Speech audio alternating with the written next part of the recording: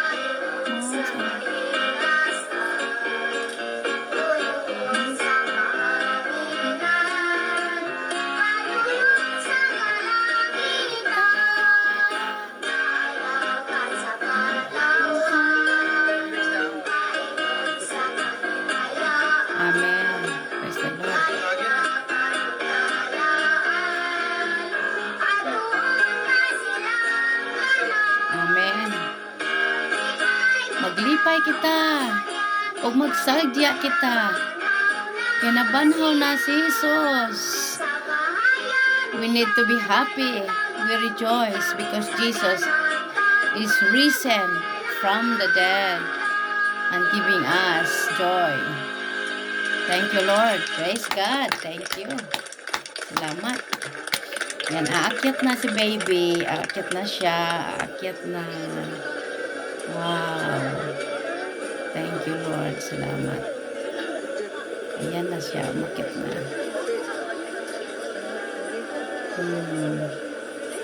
Aakyat siya. Praise the Lord. Salamat sa Diyos.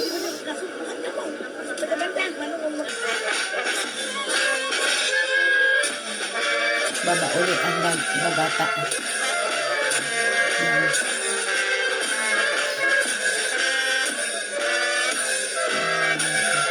Praise the Lord. Oh, please. Kanyang pakpak.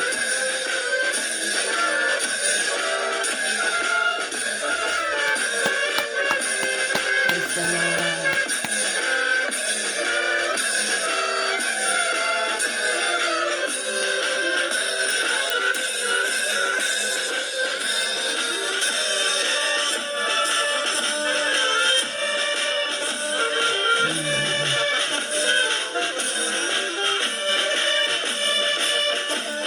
Mama Mary and Jesus, they are meeting in this early in the morning.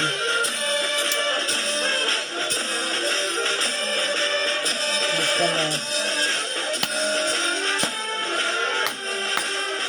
Thank you, Lord. Salamat sa Diyos. Happy Easter. Happy Easter sa ating lahat. God bless us all. May the risen Lord Jesus Christ will give us joy, give us hope, at magbigay po ng gabay sa ating buhay.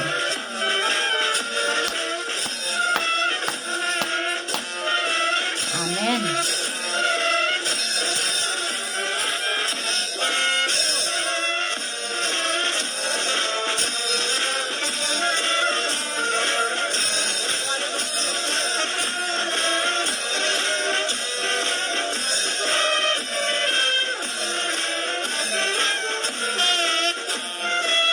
Salamat sa Diyos at ito po ay ginaganap sa aming lugar every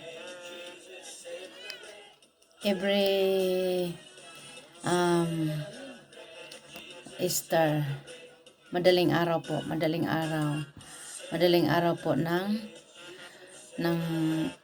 Sunday.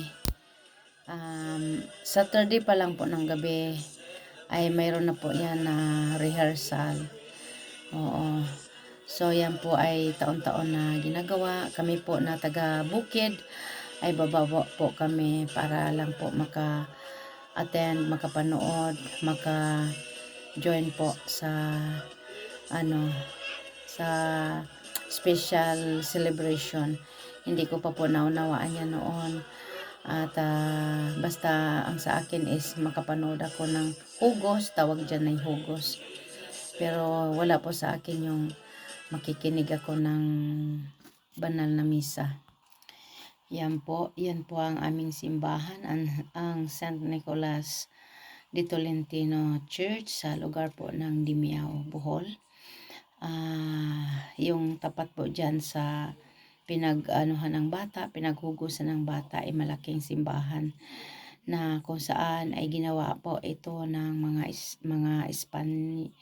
Spaniard noon. If I'm not mistaken, I think it's 17th century po nangyari yan na nabuo o nagawa po yung simbahan na yan. Isa po yan sa mga old churches in the Philippines, kung saan ang mga Spaniard po ang tumulong. Opo. So, grabe daw po talaga ang niya noon. Kasi kung tingnan po natin yung mga bato, oh, yung simbahan po namin ay mga bato po yan, matitibay. At old church, and then yan po yung hugusan. Kung isipin po natin, ano po, taas po niya. Napakataas po niya. So, hindi po yan madali na gawin. Pero, yun po, binigyan ni Lord yung gumawa niya binigyan po ng desire para mabuo po yan. At ngayon ay natatamasa po ng mga young generation katulad po natin. Ngayon na napapanood po natin ito. So, isipin po natin kung paano po nila ito ginawa, no? Paano po nila pinaghirapan ginawa ito upang mabuo po ito para mapanood po natin ngayon kapanahunan. Kaya Lord, salamat sa mga taong nagtiyaga, sa mga taong nagkaroon, Panginoon, ng desire upang mabuo ito. Kaya maraming salamat, Lord. Sure sila po ay nasa langit na, sila po ay tinawag mo na sa mundong ito dahil 17 years, 17th century. It's been long time. So, bless their soul. At nawa po, maging happy sila. Ang mga kaluluwa ay makakapanood dito sa taon-taon na ginagawa. Maraming salamat, dakilang Diyos at makapangyarihan sa lahat. Parang papuri pagsamba sa iyo lamang. Amen, amen.